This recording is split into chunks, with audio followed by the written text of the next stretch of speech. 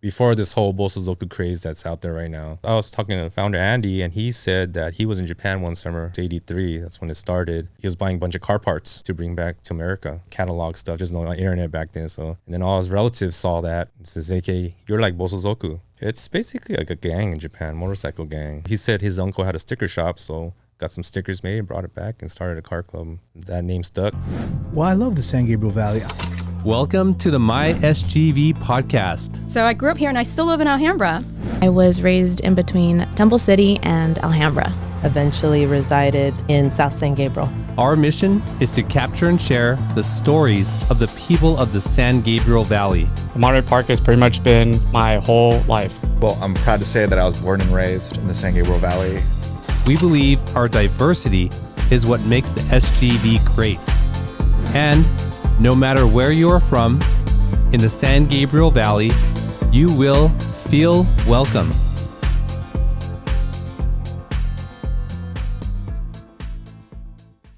All right, SGVers, welcome back to another episode of the My SGV podcast. Thank you for tuning in. If you are new here, we bring you the stories of the people of the San Gabriel Valley. And if you are a returning listener, thank you so much for spending this time with us. I really do appreciate it. Well, Mike, I heard the name Bosozoku in high school. Mm-hmm. I remember seeing, some of those cars and stuff. And when I forgot how we connected, I think on Instagram. Yeah. But when you sent me those pictures from the 90s and the cars, I was like, that's taken back, immediately taken back. Wow. There's a lot of pictures from back in the days when they took them. Yeah. Luckily, those are all regular developed photos, not those digital photos. So, sure. Yeah. It has that quality, that look to it, right? Yeah. But as soon as I looked at I instantly felt transported to that time. Mm. Actually, they look like they were from Sequoia Park. Most of them, that's where we used to meet up at. Okay. That's where we used to meet up at. Well, I mean, most of the guys are from Monterey Park, the Potrero side. So okay, that's probably why you're familiar. I was looking, I was like, oh, that that kind of looks like that park, but yeah. But the cars, the culture that back then, I'm really excited to get into this story. So I can't wait. But before that, thank you to Paris Baguette for sponsoring the delicious pastries each and every week for our guests.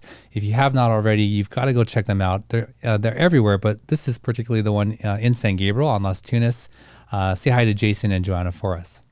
He was born in Boyle Heights and raised in San Gabriel as an only child. Saturdays meant J-School, J-League hoops, and Monterey Park baseball. But cars were always in the pool. In the late 80s, he watched mini trucks cruise with tilted beds and booming sound systems, and it stuck. He bought a Toyota Tacoma his senior year of high school and still has it 28 years later. One moment at Sansei Day Camp changed everything. He spotted a Bosozoku sticker on a lowered Accord, asked what it meant, and got challenged that felt like an invitation. Maybe when you're a big boy, you can join. He prospected, got accepted, and found mentors who guided him into trade school and a career as an auto technician. Those relationships became chosen family, especially when his mom battled cancer in 2016. Please welcome to the show, Mike Tai. Mike, welcome to the show. Thank you. Thank you for having me. Yeah, I'm excited for you to be here. You're much more somber than I remember, or maybe I'm remembering incorrectly. Yeah. So cars, car culture, and the SGV really unite. And I wouldn't say that I had a car club. I mean, I didn't have a car club. My friends and I had cars that were all the same. So maybe we were sort of like that. We just didn't have a name. But I'm curious to know what a car club is actually about. But we're here to tell your story, Mike. So let's start from the beginning. What's your connection to the San Gabriel Valley? Well, like you said, I was born in Boyle Heights, but I was raised in San Gabriel. Went to schools here in San Gabriel Elementary School, went to private school, Gabrielino High School, and from there I ventured out to Citrus. Okay. Born in Boyle Heights, so are you ethnically Japanese? Japanese, full Japanese. Full Japanese. And so that, for people who don't know, there's a large concentration of Japanese in Boyle Heights. Yeah. And when I read your intro, like those things, it sounded like my life. Like, except for Japanese school, I didn't go to Japanese school. I think that's a typical, if you're born American Japanese, that's what most of us did. Basketball, J school, baseball. And baseball. Yeah. Yeah. Did you play at Monterey Park Sports Club? I did. That's where I played, Monterey Park. I wasn't from Monterey Park, but all my friends from basketball were from Monterey Park, so that's why I joined the Monterey Park. Is it CYC? It was CYC. What did you play Montebello for? Jets. Montebello Jets. Yeah. I was a Jet. Really? I played with Hideki and Darren Maki and Sylvester. Hideki and I Alan? grew up together. Oh, really? Long time friend, yeah. Since J school. Oh, that's right. We talked about that a little bit. Yeah. Oh, did you know does he know you're on the show? No, he doesn't. Oh, okay. And the whole community is It's sort small, of small. yeah. Japanese they're somewhat connected. Everyone knows somebody. Yeah, yeah. So you were sort of doing the typical Japanese American life Yeah. at that time. Yeah. Do you have brothers and sisters? Only child. Oh, that's right. Only child. So what was life like growing up for you? As the only child, it was pretty lonely. It's quiet. Nothing. My parents, I was pretty much like a latchkey kid, so did everything myself. After school, just go home, do everything myself. So it was pretty boring, lonely. So- Always wanted a sibling. Did you ever go to daycare or babysitter? I didn't. They let me home when I probably wasn't supposed to be home. Just don't answer the doors. If someone calls, tell you your parents are sleeping, type of deal. So Oh man, so you really were alone. yeah, they work. Both parents work, so I was always by myself after school. Wow. And so how did you occupy your time? It's a good question. I don't know. Playing with toys. There's no internet back then, so just probably going outside. If I see somebody coming that wasn't supposed to be around, probably go in the house real quick. But they told me not to stay outside, stay in the house, lock the doors, and Oh man, that feels very lonely. it was. Did you at least have like Nintendo or something? I did, but I wasn't too big on video games. You wanted to be outside. Yeah, I was more of a physical outdoor. I wanted to do something. Was your like friend networks mostly your teammates? Club teammates? That's where it started. Yeah, because at school I wasn't really I didn't have too many friends at school. How come? I don't know. I think I was just kind of too much of an introvert. I didn't really want to talk to people. I didn't talk to people. I didn't know how to open up. But it wasn't until basketball that's when I met my first friend. And then, I think it was J School actually. He introduced me to basketball, and then from there it just took off. Were you a baller? I wouldn't call myself a baller. But I was messing with you. I played. Our team wasn't very good, but we were there. Okay. But Okay. and then same friends were at the same J School, same day camp. Hideki was at day camp too. So Oh, what day camp is Saucy that? Day Camp. Oh, yeah, it was where- a summer day camp. Where is that? I want to say East LA, Boyle Heights, East LA, at a Oh. church, Seventh Adventist church. Oh, interesting. Yeah. Oh, not like in the mountains or something. No, it was just like a camp for kids to do while in summer. There's like a little study session in the morning, and then after that you venture out to beaches, amusement parks, stuff like that. Oh, okay. Were you ever in scouting? No, I wasn't. They wanted to put me in scouts, but I didn't. You would have loved it. Yeah, now that I think about it, all my parents, what they told me to do, I probably should have done. I probably liked it, but I just, nah. Okay. And then same thing with J School. Like, you're going to regret it. They let me quit at 4th grade. So you're going to regret it when you get older. You regret I it? was like, I'd rather, yeah. Yeah. I'd rather watch Saturday morning cartoons at that time. But yeah, Sure. now I regret it. Wish I could read and write better. Can you speak Japanese? Very broken. My mom teaches, I think she said 3rd grade. I read some of their homework and I could barely. She's like, you're illiterate. That's 3rd grade level. I used to feel like I was lucky. I never had to go to J school. Mm. All my friends were, every Saturday. I think it's Saturday, right? Yeah. And I'm doing Boy Scouts or bowling, Mm. and I would tell them those stories, and they're like, "Oh, we had to go to J school." But then now, like, I do wish I could speak Japanese. It was more of a social thing. I think it was more hanging out than learning at the one I went to, at least. The one my mom teaches at, that was a serious one. It's like another 8-hour course. Okay. But the one I went to was not too serious. I mean, you learn here and there, but it was more socializing than anything. So you were lonely after school, but then also at school, it sounds like you were lonely. It wasn't until probably about 8th grade when I kind of started, maybe 7th grade maybe, when I started really making friends, hanging out with friends from school. But then that was my private school that I went to, Which is- Christian San Gabriel Academy. Oh, that really small school on Yeah, it's tiny. Yeah. Broadway? Yeah. Oh, you went there. Yeah. From What was that like? 4th to 8th grade. Very sheltered, How so? very small school. There's no gangs there. And then from there, I went to Gabrielino, and that was a culture shock. I mean, there wasn't a whole lot of gangs, but there were gangs there. That was the first time I was introduced to that many gangs. Oh, so there's no gangs at San Yeah. Gabriel Academy. They do interviews, and you take tests, and they feel like you're troubled, and they won't let you attend there. So it was pretty safe. Did you have friends there? Yeah. And did you enjoy that experience there? It was okay. I knew there was more to be out there than just that little small enclosure, but And then some of the kids there were from day camp and basketball too. So that's where I think that's where it made me talk and get to know other people from their friends. Then Gabrielino was like a culture shock. It's actually right here Yeah, across the street. Yeah. Culture shock for you. Yeah. Especially at that time, it was the 90s. So everybody looks like gangsters. So you can't really tell who is and who isn't.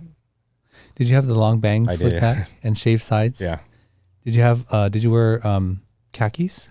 No. Anchor blue, the baggies. Anchor blues. Okay. Blue bottom bands. Yeah. Oh, you look like a gangster. Yeah. I could see why now. I used to get pulled over a lot, and I could see why, looking at my high school pictures, why I used to get pulled over. I'd probably pull myself over if I was a cop. But Did you have like a wife beater tank top underneath a white it was more shirt? like the Hanes undershirt. Yeah. the pack of three, right? Yeah. Oh man. Okay. I mean, everybody had that look though. Yeah. That's why, it's kind of hard to tell who was real gangs. But then that's when I used to get approached a lot every day, pretty much by the same people, what gang I'm from. And At Gabrielino. Yeah. What gang was that? What gangs were at Gabrielino? it was your local Sangra gang. Oh, Mexican gangs. You were hit up by Mexican some, gangs. watching Hellside. Oh, they would hit you up too. Yeah. And what would you say? I don't bang And they would just leave you alone? for that day, and the same thing all over. The Oh, next just for that yeah. day? Oh, really? Yeah. Why'd you still dress like that then? I don't know. It never really occurred to me. Did you have friends in gangs though? I did. That's sort of how a lot of us survived Yeah, that time, right? But they're all from different gangs too, so that didn't really help. And we grew up together, and they all joined different gangs. Oh man. So like I couldn't really tell them, anything that I hung out with certain gangs either. But So how did you avoid joining a gang? just like I said, we grew up together. They all joined different gangs. They can't talk to each other outside. It's like I thought that was kind of stupid. Like Nobody could recruit you? Nobody tried to They recruit did, you? but they didn't really push it. What did I they did say? I went out with, a group here and there, but I didn't really join. But of course, you get caught seeing with one group, you're automatically associated. So they assume, gangs act before they think. So I was under their impression I was part of them, Who did you hang out with? My friends were from watching. Okay. Mostly the close one at that time was watching. You guys go to like pool halls, cafes, Cue and stuff. Ball, International. Just looking for trouble, right? Going to those places. Half the time I think we were kind of looking for trouble. I just were with them. That's what their intentions were, to look for trouble. And at the same time, it's being young and stupid. It was kind of exciting at that time, so I just kind of went along with it. And where are your family and your mom and your dad and all this? They're at home when we're out doing bad stuff. But that's one of the other reasons why I never joined. It reflects on them, right? Whatever I did reflects on them. So I didn't want them to feel like I was a disappointment. So, but I'm sure they knew. They're not stupid. So I'm sure they knew some of my friends were gangs. They asked me. I don't know. They're not. I would deny it for them, but. And sort of like how I always used to think that cologne hid my smell of smoking. Oh yeah. Never knew, right? I had a friend who used to wear golf gloves when he used to go smoke outside his house, so his parents wouldn't smell it. Sure they knew though, right? Yeah. It gets on everything. Everything. Your clothes, hair. What sort of stuff did you get into in high school? We were still playing basketball together a lot. Every Sunday or Saturday we go practice. Sunday we would go to our games and we just hang out. And then slowly in high school, that's when we were getting closer to driving. So, some of our friends had some money, so they got a car and we started hanging out with them. And then their older brothers had cars, so we used to hang out with them. And What kind of cars were these? It's all Hondas. All This is Hondas. the 90s, so it's all Hondas, mostly Hondas. Oh, we were all Toyotas though. On your side? Yeah, we were all 86 Corollas. Corollas. Yeah. The school there was Preludes and Yeah. Civics and Accords. Gabrielino was just dominated with Hondas. I'm sure some of the Keppel people too, right? Were these like Hondas? Or were they like Accords, like 4-door sedans? Civics, CRXs. Oh, Civics and That's- CRXs. Was cheap back then. Those were the hand-me-downs. Couldn't get rid of those cars. Now you can't even afford those cars. Oh man, wow. Okay, so you're starting to see this, culture that's all over the SGV. I didn't know how much it was at Gabrielino. Is that where you started falling in love with the cars? Again, yeah. Again. I was always into cars, but it kind of faded away. Basketball and hanging out with friends, and then high school's kind of when it hit me again. What was your dream car at that time? Honestly, I didn't really have a dream car. It wasn't until I saw a friend's Tacoma. It was a 97 Tacoma. And 97. Yeah, a year before mine. And I see him and another friend lowered it. And our other friend got to the our place first. And he's like, dude, you got to see this truck. The thing's slammed. And I see it bouncing down the street. And that's when it hit me. And like, I got to have it. And it just reminded me of the 80s, all the mini trucks I used to see cruising around on Valley Boulevard, tilted bed system. And I always wanted a truck at that time. And then I kind of faded away because the Hondas were dominant. So in a way, I kind of wanted a Honda, but at the same time, I didn't really want to be like everybody else and have a Honda. So then at that time, not a lot of people had mini trucks. It died already. So that's when I was like, oh, I got to have a Tacoma. And that's the very next year I got my Tacoma. Okay, so that was your first car, and you still drive it? I don't drive it, but it sits in the garage. I still have it. Do you remember there was a Tacoma in the SGV? I think it was black, but it had the rear license plate like tilted on the bed on the back, and they cut it out. Do you remember seeing that truck? It was slammed. No, okay, that was like the identifying thing about that. But was that truck? Did it have like cut springs, or was it actually like modified? Actually, it did. It was I think it's suspension techniques, but he cut it, so he put it lower. That thing was just bouncing everywhere. The rears are easy because it's just lowering blocks. So then I think we put an exhaust on it, like a hand-me-down exhaust that one of the guys had. Is put this on, put that on. And so what was the appeal of the cars to you? What did you love about the cars? I don't know. For me, I remember seeing the guys cruising around, not specifically my car club, but just car clubs in general, just cruising around like the mini trucks. There was mini truck clubs that are cruising around. I thought that was kind of cool. It's like, these guys are all friends together, sporting the same sticker and just going, I don't know where they were going, but they're just cruising around. That just kind of caught my attention. I was like, wow, that's kind of cool. That's what I want to be a part of one of these days. That's so interesting. Even the language you use is to be a part of. You didn't want to have a car. You wanted to belong to a group. Yeah. Well, that was before I even had the truck. So yeah, that's when I first saw the stickers, like, I was still a kid, and I took that as like an open invitation, even though he probably didn't mean it that way. But being that young, I was like, okay, that's what I want to be a part of. And ever since then, and it was like a little goal of mine to become part of them, even though I had no idea what they're about, who they are, what they did. Just somebody older than me invited me to be a part of them, was just kind of like, that's what I want to do.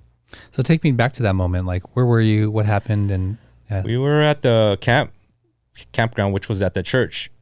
And I think I followed him to his car because at that time, the counselors were starting to drive the lowered cars. And they were all bumping their systems.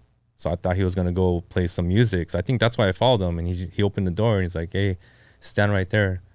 Let me know if somebody comes by so you can have a cigarette. Because this is church. You're not supposed to be smoking at church, let alone because you're a counselor. So I was his little lookout. And just happened where I was standing was where his sticker was on the car. And I asked him, he's like, hey, what is this? He's like, oh, it's a car club. Maybe when you're a big boy, you can join. That's it. That's all it took. And then from there, like I said, I don't think it was an open invitation. I asked him recently. He's like, I don't remember saying that, but. How much older was he than you? He's 5 years. 5 years? Yeah. So he was like 17, 18 at that time. So sounds kind of like a dick thing to say. It was. I mean, the worst part is, I asked him about the other car clubs. Forget them. This is the only one that matters. Being that young, I'm like, yeah, okay, yeah, this is the one that matters. And that's all it took. So then how did you work your way in, so to speak? San Gabriel Academy, one of the guy's sisters was there, and I knew her from day camp, so we kind of hung out. And I remember asking her to say, hey, let me get one of your stickers. My brothers, they don't just pass it out to anybody. And then little by little, as we got older, the guy with an Accord, he had a younger brother that played basketball too, same Jets and everything. And then we just somehow got connected again and started playing basketball together. He had another mutual friend and started hanging out with them. And then from there, I started hanging out. His relatives owned a produce place in downtown, right behind Yahan, and that was like the meetup spot. And then I started hanging out there. I don't think I was ever invited, but I just started just showing up there because I knew a couple of the guys. And then from there, hung out every weekend, started meeting more and more people. Produce spot behind Yahan. It's off of Sanford. It was called JCP, Japan California Produce. Okay. His uncle started it, and he was working there at that time. And his cousin was part of us too at that time. So you're just sort of hanging out, and what sort of things did you guys do? They were kind of, well, I want to say they were very active at that time, but they were like doing a lot of get-togethers, like hanging out together, barbecues, cruising, and on Saturdays with them was just kind of like venturing out. From there, we go to his cousin's house, and then from there we just venture out because he owned that produce place, so he knew all the restaurants, he knew where to go, so he would take us out to all these places that I would have never experienced, especially being 17, 16 at that time. Oh, that must have been the thrill for you. It was very exciting. So that's what kind of latched me on even more to wanting to be part of these guys. Like, wow, this is what, especially these guys are exactly 10 years, 12 years older than me. So they've all been there, done that. They have a full-time job. I'm still in high school. So they got their cars and they're pretty heavily modified compared to what people in my high school had, just cut springs, lower, exhaust. So it was very fun on Saturdays for me. I always used to look forward to it, hanging out with them. From the outside, it seems like this could be viewed as a gang, but it doesn't sound like you guys are doing gang No, stuff. but yeah, it's kind of like a gang, right? I mean, you usually join something that's in your neighborhood or somebody that you know. Those are the car clubs, Like if you have an older brother from a car club, you usually join that. And this was kind of like that. I was at the right place at the right time, hanging out, and then I met him, and then he took me under like a little brother. Are there meetings? Are there like rules and laws? Like what sort of holds everything together? There's no meetings. We used to do meetings, but it just kind of got, everybody got busy. They had kids, they had their family, so it was hard for them to come out. And then after a while, it's like, everyone just do what you want to do kind of thing, Yes, there's rules, One of the things I was told is, don't cause trouble. That sticker represents everybody, so whatever you do reflects on everybody else, and especially the clothes, the shirts and jackets that we wear. So and then one of the things I was told was never be original. Don't follow trends. Be a trendsetter, not a trend follower, is one of the things I was told when I first got in. Interesting. I think I know what Bosozoku means, but what does it mean? It's basically like a gang in Japan, motorcycle gang. So what happened was I was talking to the founder, Andy, and he said that he was in Japan one summer, which I'm assuming is 83. That's when it started. And he was buying a bunch of car parts to bring back to America. There's no catalog stuff. There's no internet back then. So, and then all his relatives saw that and says, "AK, you're like Bosozoku," because Bosozoku races in Japan. They race the bikes and cars. That name stuck. He said his uncle had a sticker shop, so got some stickers made, brought it back, and started a car club. So he brought that name back from Japan. Before this whole Bosozoku craze that's out there right now. What is that? What is that? That wild body kit, exhaust pipes hanging out the back. And we're not about that. We're just using the name, But these guys now, there's cars out there that have those wide body kits, long fenders. And they have Bosozoku sticker? They don't have the sticker, but it's just the Bosozoku style. Oh, style. Yeah, they're mimicking what they do in Japan. Oh, I see. The cars. I've seen some bikes here too that are kind of like the motorcycles, like they ride in Japan. Really? Yeah. Did you find belonging there? Did you find acceptance there? I did. Like with the open arms. They were like family immediately. And then like we're talking earlier, it's like I looked like trouble and they accepted me as family, as part of them. So each and every one of them, actually, even the ones that I'm not really close with, still same thing. I feel like family with them because it's just my parents not here for holidays and stuff like that. So we don't really do Thanksgiving, Christmas, always invitations to their families. That's where I always was, at other people's houses for Thanksgiving, 4th of July, any holiday stuff. Invitation from all of them, pretty much, to come to the house, eat. So they really were your family. Yeah. I had no idea that this is what was going to happen when I first got in, but it's more than what I expected. Well, I mean, from the earlier part of your story about like always being alone, sure, loneliness can be like physically alone, but also like not being seen in the company of others too. Yeah. Right. So it sounds like you also had that going on. It was hard. I mean, I'm not going to lie. It was hard. There's a lot of, I'm still an introvert. So having in the beginning, like meeting these guys, opening up kind of to them a little bit was very intimidating, especially because these are the guys I looked up to when I was younger. It's like, wow, I used to see them cruising around because, like I said, we were playing Monterey Park basketball. So I had friends that lived right around the corner from where everybody was. I remember seeing them, shooting hoops outside, cruising up and down the street. Like, wow, that's kind of cool. That's what I want to join. And I remember telling my friend that right there that lived in the house, like, yeah, that's what I want to join. And Monterey Park basketball. Where is that? Like at Elder Gym? No, actually at his house. Oh, his house. Yeah. We're mostly, like I said, we're in the Potrero side. We have some in Hillcrest, Highland, but mostly in Potrero side. So everybody lived over there. And I have a friend that lived right there off Orange. And we used to always shoot hoops, and they would always cruise up and down the streets, and I always used to see him. It's funny because in day camp, he wanted to join a certain car club. I wanted to join Bosozoku, and another friend wanted to join another car club. And then I think our parents were all hanging out. So I said, you can't join Bosozoku. Thinking it's like the same one as it is in Japan. But she had no idea, that it's completely different from what that is. I thought, I was like, how come he can join that car club, but I can't join Bosozoku? I thought it was kind of unfair at that time, but... When you say cruising, like the sound comes to my head, my memory. I can hear cars. Everybody knows whose car is coming down the street just by the sound. Yeah. And now I don't hear that kind of exhaust sound anymore. It's pretty much gone. I hear only two-step. like going through like a tunnel, someone will like just, lay on it and it's super loud. Yeah. Backfiring ones. Yeah. The takeover cars. Mike, you joined the club, you got in there, and you're still a part of the club. I mean, this is years ago. Yeah. This is decades ago. Yeah. Right. So I think part of your story, you said that they helped you or maybe guided you towards automotive career. Yeah. Can you talk about that? Yeah. So one of the guys, he works for Honda. He's been working for Honda for a long time. When I joined, probably 10, 20 years when I was already hanging out with them.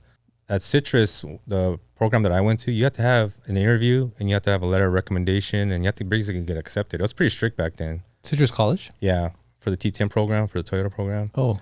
And I had no letter of recommendation. I didn't know where to get one. He contacted his contact that he had at Alhambra High. Never met the guy. Got me a letter of recommendation. Got in, got the interview, and then kind of guided me like what to expect at a dealership, and kind of guided me the way. And then led till this day. We don't really talk as much now because we're so busy with our our own lives, but every time I catch up with them, we always kind of talk about our dealerships. He's a Honda, but still it's the same, dealership. And you're a Toyota mechanic? Yeah. For 28 years? Going on 26, May 15th, yeah. That's a long time. It is. Are you like you're like the master head mechanic there? No, there's other people. Above you? Yeah. Really? Yeah. That's hard to believe. 26 years at one dealership. And there's people above you there. Yeah, there's probably a couple. Well, one just passed away recently, but yeah, there's a couple more that came with us from the old shop to this new location that we were at now. And which dealership do you work at? Point Hills Toyota. Point Hills Toyota. Still in the SUV for it. It's a little bit drive from here. Yeah, that's not too bad. Probably like 13 miles, 14 miles one way. And did you know you wanted to pursue that kind of career, or like I didn't. It wasn't until ROP and at Mark Keppel when I was going to Gabrielino right here. And then I was undeclared. I don't know what I want to do after high school. Then they showed that program, 2-year program and just 4 classes, and that's your AA. I'm in. So I took the easy way out. And then from there, once I passed Citrus, I just been at Point Hills all my life now. Obviously, like, do you like being a mechanic?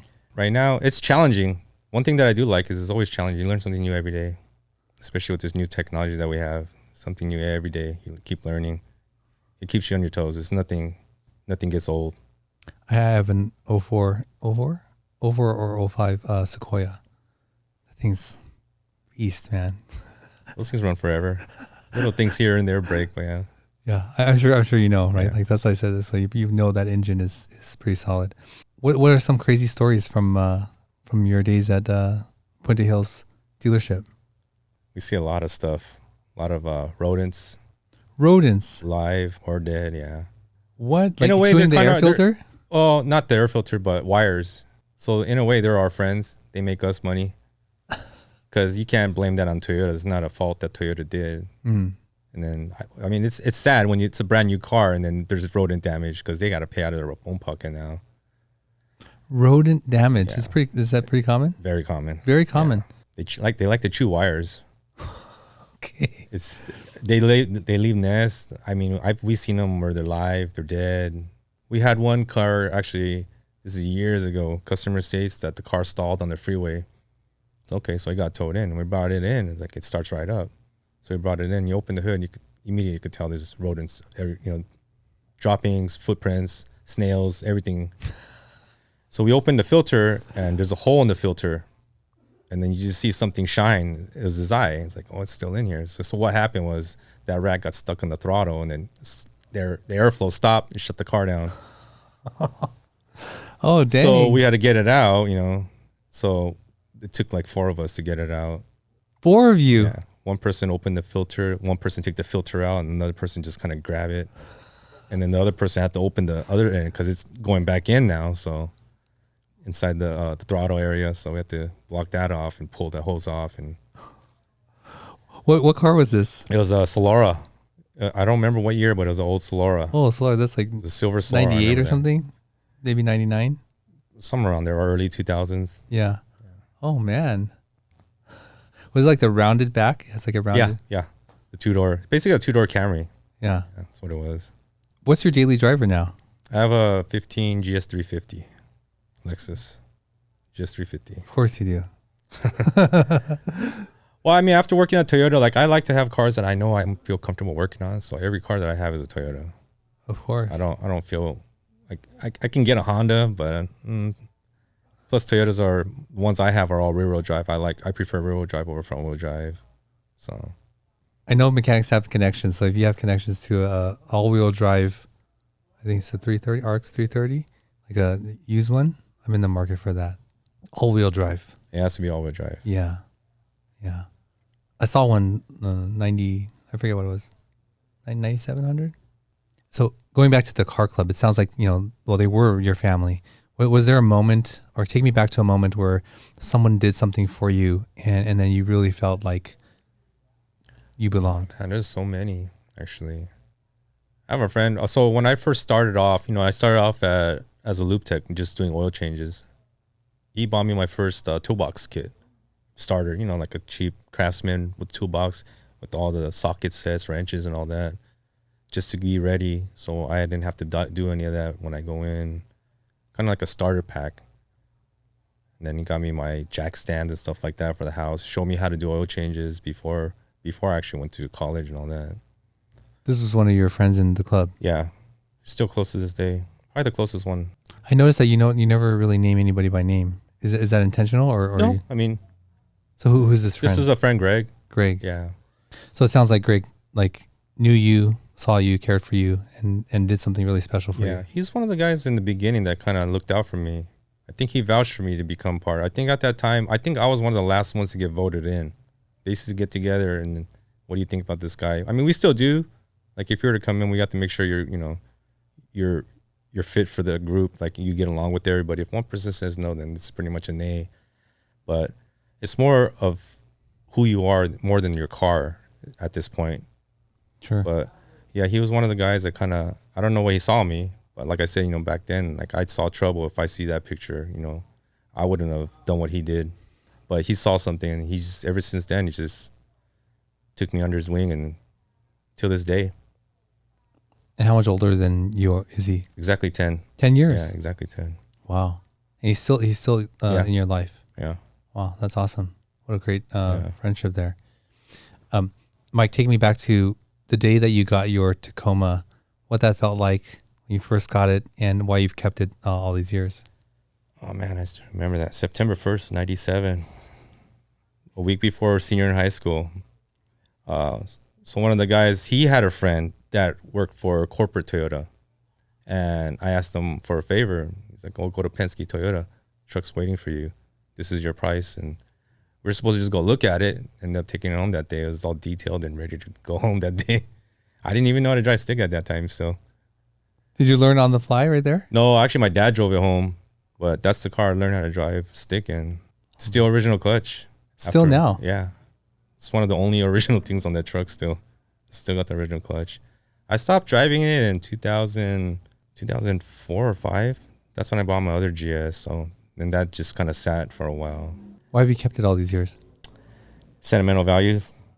Every time I look at it, reminds me of all the car shows that we did together, just getting detailed, hanging out, tailgating on that thing, because it's a truck. So we used to always pull my truck up, load up all the sodas and pizza stuff like that at the house, food, and hang out. Just a lot of memories in that thing. There's a lot of people that remember it.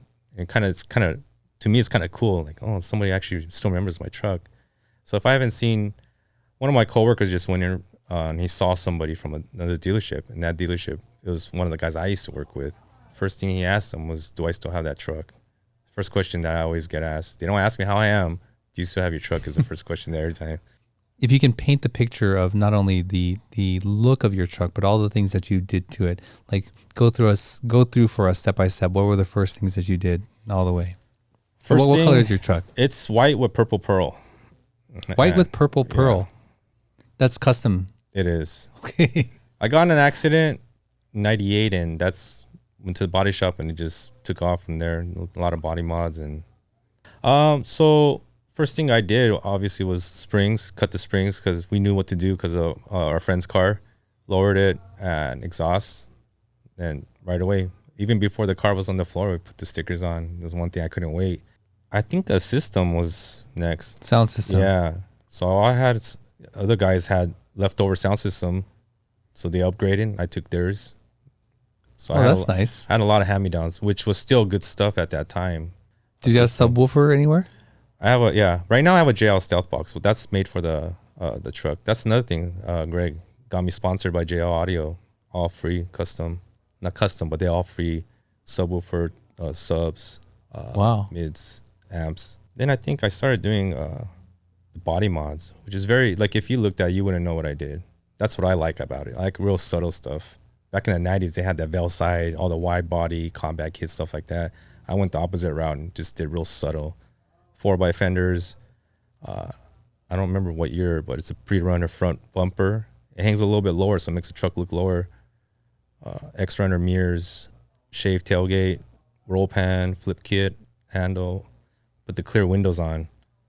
I got that idea from Japan. I see a lot of trucks in Japan, they got the clear windows. And my interior, I got interior in it too. So like, what's the point of having it tinted if you can't, or what's the point of having it modified if you can't see inside? So I took all the tin off, the factory tin. I got the clear tin all the way around. So it's all clear now. Got some Brit seats in there, steering wheel, shift knob, just typical. I had your typical 2 under the hood, intake, headers. Like TRD stuff? No, they didn't make stuff for my truck back then. So that's another thing that they taught me. Make stuff work.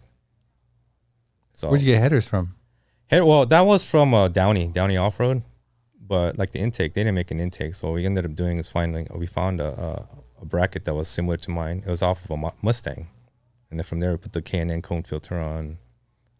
So they showed me how to be creative, how to make things work. A typical wink mirror. So I think I even had the Kaika head on there for a little bit. You had the squashed air freshener? Till this day, I still do. All my cars got them. Wait, the My Sheldon or the right now we're all using the Tree Fog, but yeah, it was a My Sheldon at that time. Do you still drive it once in a while? Periodically, yeah. And do people like recognize it or try to make offers on it? I actually got an offer from Guam years ago. Guam? Yeah. Like a soldier? Messaged me. No, the country Guam. Was it a soldier, a U.S. soldier? I have no idea who it was, but they offered me money for it. I'm like, well, that's a lot. What did they offer you? I think it was like 40,000. 40,000 as is. I was like, but you never even seen it. He's all as is. So sometimes I'm kind of like, oh man, I should have probably done it, but the sentimental value just kept me from selling it. Whoa! So you turned it down? Yeah, I turned it down. I mean, obviously, there's a lot more money invested in it. You're never gonna get it back, but. Or who knows? Who knows? Maybe like another 20 years. Well, there's a lot of parts that have been off and on that truck. I did a lot of things and I took them off. Kind of like a little fad things. Like I kind of like this at this time, so I did it. Took them off. Like the lights, the neon lights and stuff like that. That generation of Tacomas look way different than now. Yeah, I'm not being biased or anything, but first generation Tacomas is the best generation. What about mechanically? So you have the knowledge to speak on this. That is a mechanically sound generational truck, right? It's bulletproof, yeah. It's the next generation 22R truck. How many miles do you have on that? 130 something, 131. It's nothing. Yeah. You can get like 500 easy, right? Oh yeah, easy. And that thing's baby too, so I never really punched that truck too hard, so. What is the plan for that truck?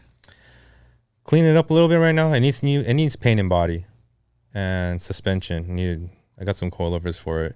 Just waiting to get those installed, and then notch the rear so it can come down a little bit lower, and fix the brackets, the seat brackets inside. They're custom at that time. Now they actually make brackets for the truck. That's right. So Do you plan to just keep it? yeah, I don't think I'm gonna sell it. I have some friends that asked me too. It's like, that sticker is a little too much in the windshield, isn't it? I was like, it is. I feel the same way, but that's how it was back then. So I'm keeping this truck period specific. So I'm keeping that sticker on the window. It's a little too much. And when I drive it, I feel like I'm like very flamboyant, like, you know, look at me kind of thing. But that's what we did back then. You know, every car club had their sticker on the windshield. Mike, I still want to get back into your story, but let's take a quick break and we'll be right back. Sometimes, even the best of us can slip up. That's why the law offices of Scott Wormuth are here to pick you back up again. And while they strive to get you the biggest compensation possible, oh my gosh! Their main concern is your health and recovery. They work closely with doctors and insurance companies to make sure you get the proper medical treatment. Initial consultations are free, so give them a call. At the law offices of Scott Wormuth, we're with you all the way.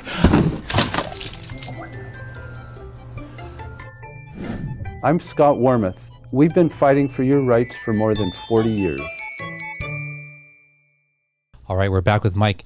Mike, you were sharing all the things that you did with your truck, and I got to see it during the break, which is pretty awesome.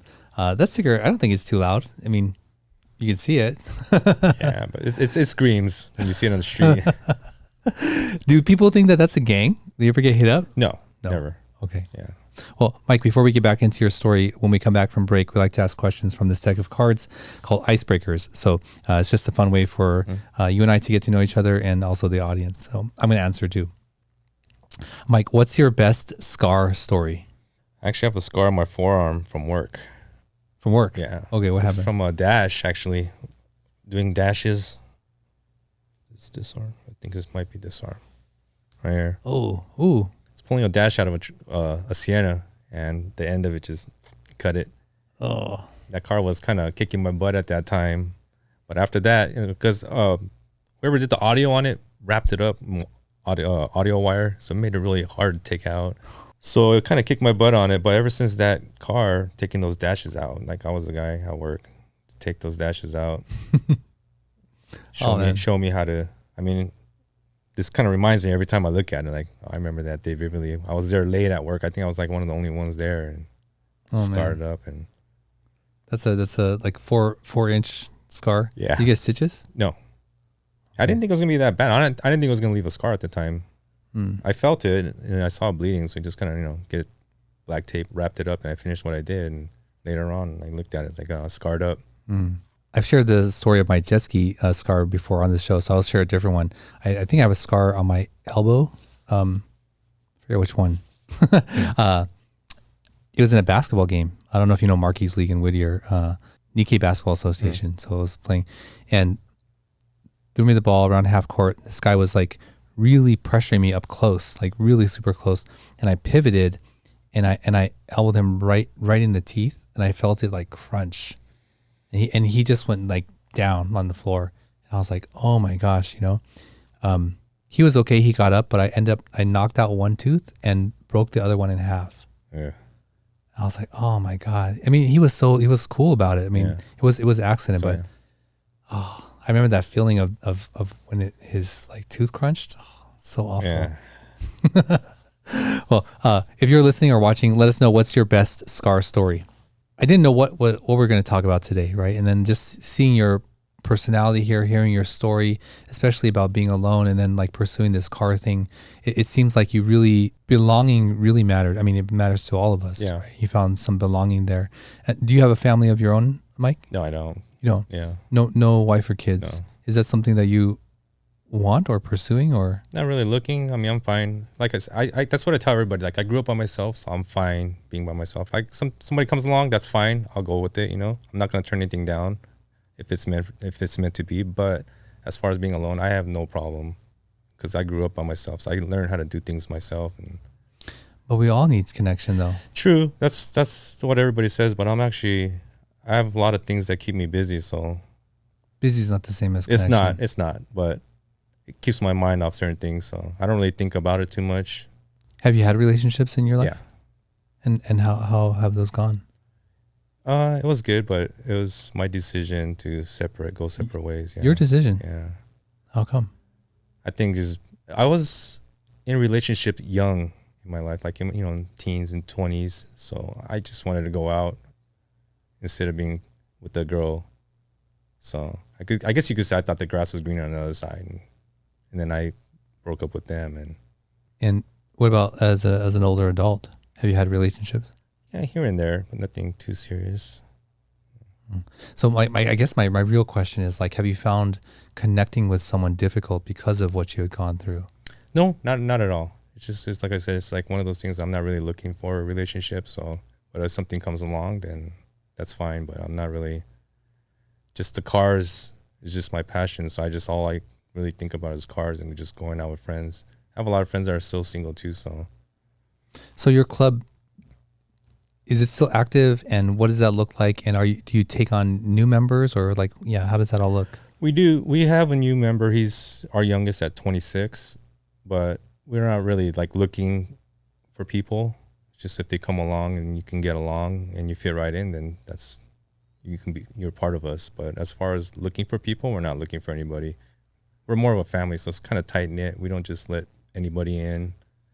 Is there some sort of like ritual or initiation? And I say ritual like loosely, like, is there a spot that you guys go to? Is there something that you do to like? There used to be. I remember when I first got in, we cruised from Monterey Park and we went to Kings Hawaii. Kings Hawaii was our spot. It was a nice drive from here, from the east side to South Bay. So freeway or like? Yeah, we took the freeways. So we probably go out there with like 10, 15 cars. And then I remember that day vividly. We took up the whole back row. And then there's probably 20, 25 of us at that time. We took up the room.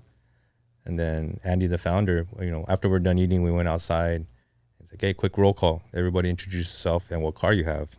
So I stepped out. I wasn't part of him at that time.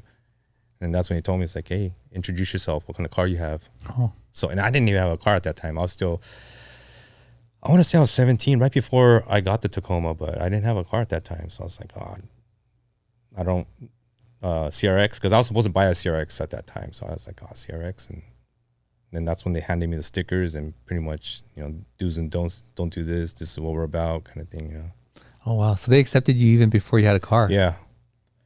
I have I keep forgetting to ask Andy, but I have a strong feeling, it's a small world because my mom at that time, I want to drive. I'm 16. I don't care where. I just want to drive. Take this to, her friend's house. So I drop something off and I'm looking at the cars in the driveway. I'm like, hey, there's Bosozoku cars in the driveway. So I get back. I'm like, hey, whose cars are those? There's Bosozoku cars in the driveway. Well, it must be her son's. So you knew all this time that her sons are Bosozoku and you knew that I wanted to join.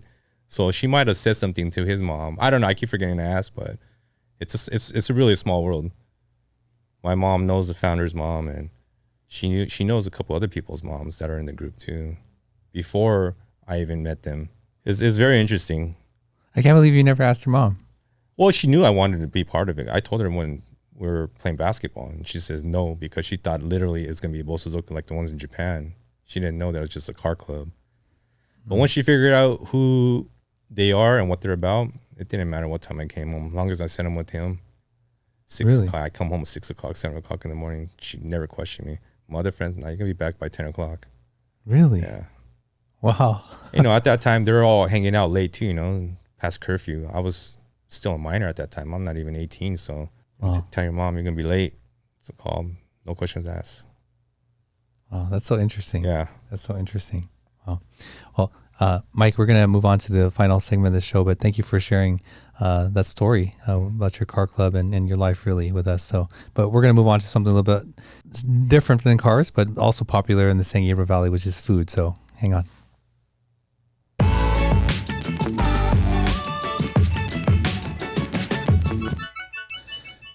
So Mike, this is the SGV3, and we ask you to share your 3 favorite places to eat in the San Gabriel Valley. So I know it's kind of tough for some people, but it was very tough. It was easier to come up with 3 that I missed than that I like. The first one is Irwindale. It's in Irwindale. It's called Love Chicken and Ribs. Someplace that we went to during college. They used to be out in Citrus, right across the street from Azusa Pacific. And when we had time, we would always go eat there. Cheap, good food, barbecue. Loves chicken and ribs? Chicken and ribs. Yeah. Oh, love chicken and ribs. I think it's a 2-piece chicken, mashed potato, rice over gravy, or gravy over rice. Still tastes the same. I think they're on their second owner now, but it still tastes the same. Oh, you still go there? Yeah, I was just there not too long ago, actually. They're on their third. They're getting closer to us now. There used to be, like I said, they used to be Alasta, I think, Alasta and Foothill, and then they became Azusa and Foothill, and then now they're in Irwindale and Arrow, I think. So they're getting closer and closer. So it's a lot easier to go to now. Okay, awesome. You get the same thing there every time? All the time, yeah. I'm a creature of habit, so I never really tried the ribs. Always the chicken. Okay, awesome. And second place? Matsuri, Pasadena. Comfort, the hambag and tempura. Okay. Tastes exactly like how my mom made it and all my friends' parents when I used to go eat at their house. It's exactly the same. So I chose Matsuri for that. Where is Matsuri? Off of Green. I don't remember the cross street, but it's right by Malbec. Is it Malbec? The Argentinian grill? It's right down the street from there. Oh, okay. It's so good. that sounds like comfort food. It is. It's very comfort. That's why it brings me back to my childhood days. Like it's very rare that you find hambag, you know. Yeah. And then this is actually there, and then the sauce that they make, it's exactly the way my mom and everybody else's mom made it. So describe it, the dish. What is it? I think it's 2 to 4 pieces of hambag. It's on the smaller side, you know. And then it's ground beef. Yeah, ground beef. And then I get it with the tempura, and then it has mac salad. I think a garden salad inside, and the rice miso. It's exactly the way I used to have it, minus the tempura at home. But it's exactly how I used to have it. Wow, okay. Awesome. And the third is, we call it Chicken Man. I don't know. Actually, I think the real name is called Rotisserie Chicken of California. It's on Colorado and Los Robles. Okay. Right behind the Mix, I think. Is right by the Paseo, across the street from the Paseo. Okay. This is one of the spots that we used to go eat at all the time. Chicken Man, is it still there? It's still there. This might be their last year. They're talking about calling it quits, but well, we call it Chicken Man. And I asked why, and he told me that they were out one day, and then one of the girlfriends was like, "Hey, they didn't know the name, so Chicken Man." That name stuck, so every time we call it Chicken Man. Oh, but it has a different name. Yeah, it's called California Rotisserie Chicken of California, I think is what it's called. Oh, okay. Really good. The 32 spice, the agedashi tofu on the side, Japanese mustard on the salad, the best. Oh, it's Japanese. Japanese owned, yeah. Oh.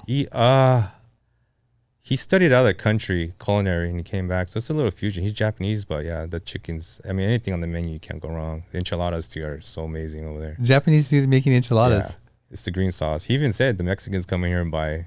It's really good. I took one of my coworkers there. He's like, "Oh, this is good." Really? Yeah, and he's Mexican. He's like, "That's different, but it's different good." It's amazing. Oh, interesting. Okay, awesome. So you accomplished something that's sort of rare here too, which is introducing 3 unique places that no one's introduced here before. Oh, really? Yeah. So thanks for that. Yeah. Mike, thank you again for coming here today and chatting with me, sharing your story. You don't seem on the outside like a guy who would come and do that, so I do appreciate it. Yeah, this is the first time. If people want to get in touch with you or see some of your cars, like what can they do that? What's the best way to do on that? Instagram, Bosozoku Jr. Can you spell that? BOSOZOKUJR. Bosozoku Jr. Yeah. That's the Instagram account. Yeah, for mine. And then the other, I think the club is Boso_Zoku 83. Okay. That's for the club. Awesome. Okay. Well, Mike, thanks again for coming in. I look forward to checking out some of those pictures. Yeah. Thank you. Please send them to me and we can put some on. So. I will.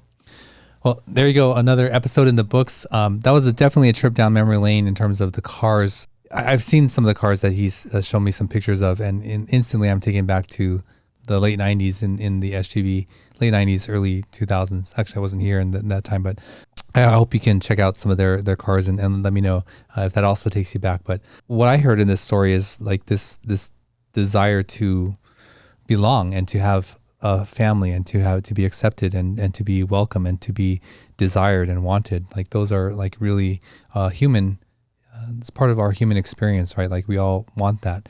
I can see how very easily Mike and so many of my other friends who actually did find that in gangs. And I think you're very fortunate that you found a club that was not a gang, because the gang, as I understand it, can offer on the surface those same things. But so thank you again, Mike. I hope you enjoyed this. If you did, please consider subscribing. Don't forget to like and share. And if you like this kind of content, please check out our website, mysgv.net. And until next week, we'll see you then. Thank you for joining us on the MySGV podcast. Check out more of our content on our website, mysgv.net. This show was produced by Scott Wormuth, directed by Russell Mano, edited by Victoria Allers, and original music by Yone OG. If you'd like to join us next week as we capture and share more stories from our diverse community, feel welcome. Nice matter. No kind of matter.